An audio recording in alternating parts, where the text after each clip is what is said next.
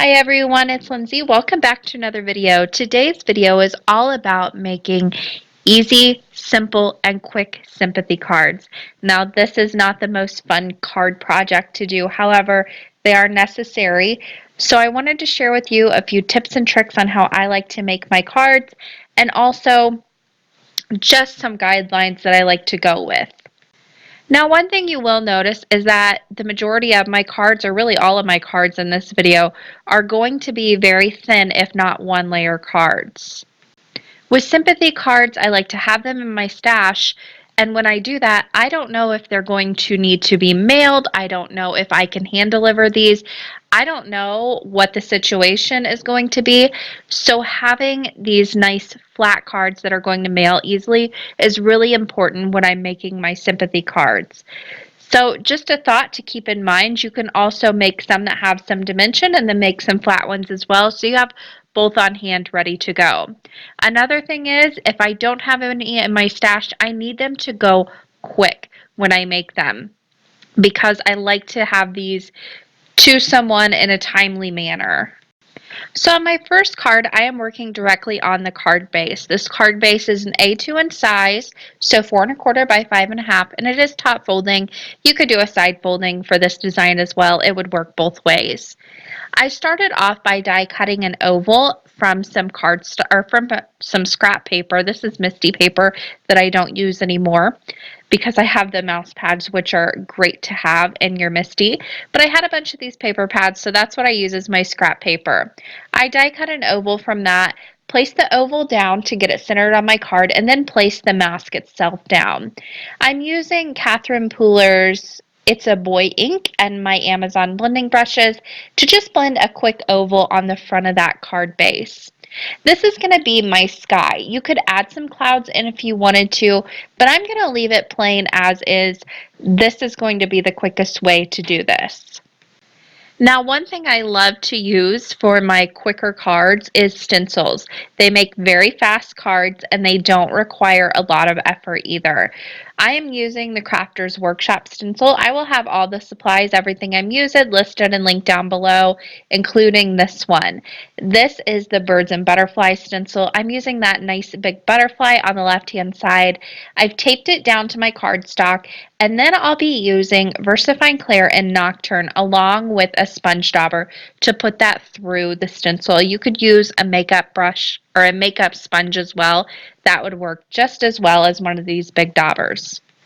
Now, the reason I'm using the VersaFine Clear is because it's a pigment ink. I use dye ink underneath, and I don't want any dye ink to kind of wick out and absorb into the dye ink that's underneath it as well. Dye inks blend really easily, which is great for when you want them to blend, but when you don't want them to blend, it's not the greatest. So I like to go ahead and put a dye ink underneath, and then on top of that, I'll put my pigment ink. Also, the pigment ink is thicker and it's more opaque, so it's going to give me a nice, clean silhouette.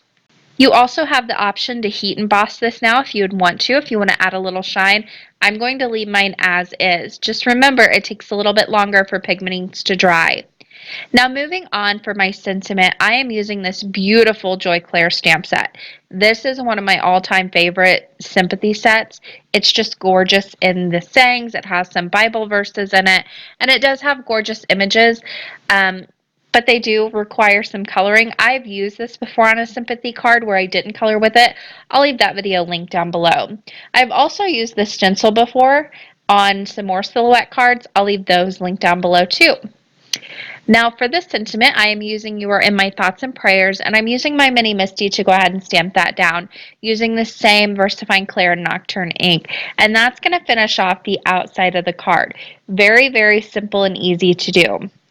But now I have all those great verses in that stamp set, so I'm going to finish off the inside of this card as well. You can stamp the inside of your cards with your mini Misty. You're just going to have the top of it hanging out. If you have a lot of dimension on the top of your card, this won't work, but because mine's nice and flat, I can just let that top hang out and go ahead and stamp it. If you're doing a side folding card and you only have a mini MISTI, as long as you don't have too much dimension, you can take the front of the card and fold it back underneath the card and just stamp like you would on any A2 size panel, and that works really well as well. I went ahead and stamped on the inside of the card. I said, or the verse says, "May the Lord turn his face towards you and give you peace," which is just a fabulous one to have on the inside of your card. You could also put this on the outside, but I like to have that little bit on the inside and then sign our names and it's ready to go. Now that finishes off the first card. Moving on to the next card, I'm using this stencil from the Crafters Workshop. I went ahead and placed this down on the front of an A2 size card base, and this one is side folding. I taped off the top of that card, or the top towards the back of that card base too, to protect the back so it didn't get any ink on it. Now for this, I'm just going to go ahead and ink blend on different portions of this scene with different colors. This is really easy to do. I've made a video all about creating scenes with your stencils. I will leave that link down below. The Crafters Workshop has some great stencils that have really beautiful scenes on them. All you need is some small sponge daubers, and then the fantastic tools work really well for those tight little spaces. Also, if you don't have that, you can try using makeup sponges and cutting them down to size. That would work too. For this, I'm using all different colors of Catherine Pooler inks. I'm using Orange Twist for the butterfly, also a little bit of Midnight for the body of the butterfly. Royal Treatment is what I used for that nice dark purple on the tops of the flowers. Now for the leaves and the stems of the flowers, I'm going to switch this up a little bit and use two different colors of greens. For the longer stems, I'm using Lime Ricky, which is a nice bright green, and then for a few of the leaves here, I'm going to switch it up and use Eucalyptus ink, which is a little bit darker. Just adding in those two different colors of green inks really gives me a little bit more variety on the bottom where there's quite a bit of green going on, so it doesn't look so harsh. It looks more realistic in a way. Like I said earlier, I'm using Fantastics tools right here. These are great little foam sponges that are almost come in pin form. You can get a fine tip or you can get a rounded tip. I like the rounded tip for this technique because the pointy tip gets a little bit torn up using it with stencils. Finally, I'm going to finish off the tops of these. I think they were supposed to be flowers, but I'm using them as cattails, so I used icing on the cake ink. That's kind of the beauty of stencils like this. You can make them whatever you want. Now removing that stencil creates this gorgeous, gorgeous scene on the front of your card. All you need to do is add your sentiment now. Now for my sentiment, I am going to use die cuts and then a little bit of stamping. To make this die cut stand out from that background, I'm going to layer up some die cuts one on top of the other. This is going to create a nice thick chipboard effect without having to die cut chipboard, which can be super difficult if not impossible if it's too thick. I die cut this Prayers die from Hero Arts, which is one of my most used and loved stamp and die sets. I layered that up 3 times with black cardstock, glued them together, and then glued it down on top of that scene that I created. Finally, I'm going to take one of those sentiments from this stamp set. This coordinates along with the Prayers die, and they both come in the same set. And I'm stamping down my sentiment with the Nocturne ink. This is my favorite ink to use for sentiments. It's just nice and crisp. I said sending hugs and then and prayers will be filled out with that die. I snipped that out with my scissors, added a little bit of foam tape on the back, and popped that up above the prayers die itself.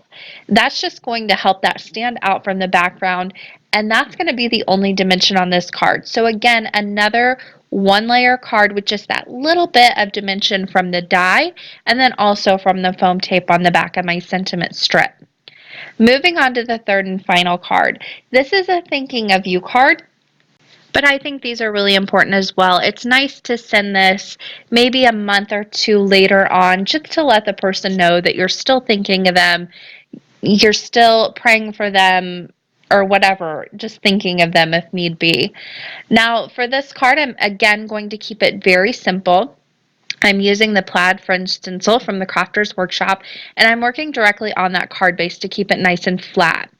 For this, I'm using my Amazon blending brushes and just blending through a quick layer of seafoam ink from Catherine Pooler. This is a really, really beautiful um, seafoam green color. Now, once I have that just in the bottom left-hand corner, I'm going to peel off that stencil, and that's going to be it for the stenciling. On top of that, I'll be adding this die cut from Altenew, and I die cut it from some glitter paper that I had on hand. This glitter paper does shed a bit, so if that bothers you or you think it might bother the recipient, I recently did a video on how to create your own glitter paper that doesn't shed. Again, I will leave that link down below so you can find that if you are interested. I glued that down with some Nuvo adhesive with very little tiny dots on the back of it. And then this is ready for its final step, which is just the sentiment. For the sentiment, I'm using this Avery L Thinking of You stamp set. I'm not sure if that's the correct name or not. I'll leave what it is linked down below again in the supply list. This is a very big Thinking of You sentiment that goes perfect across the top of this card.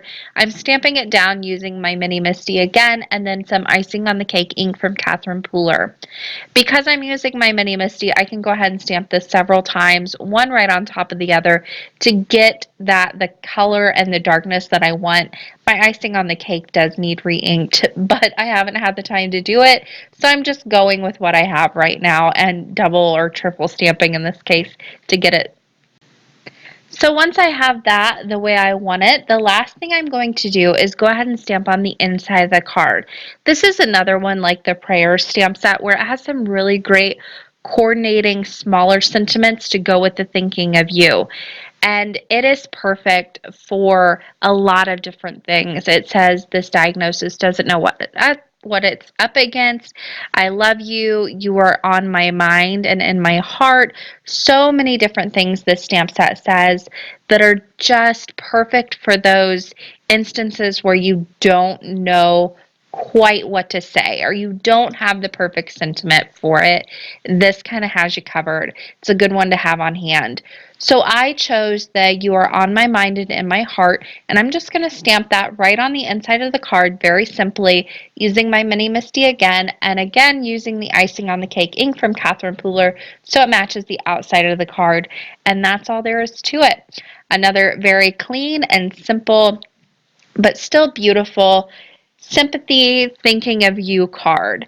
And again, I like to keep these nice and flat. I like them to be quick and I like them to be easy as well so I can get them done in no time and on their way. That is going to do it for me today. I hope you guys enjoyed this video and a few of the tips and tricks I shared along the way. If you're interested in any of the supplies I use, they're listed down in the description box below. Thanks for watching. Happy crafting and Happy New Year if you're watching this on the 1st.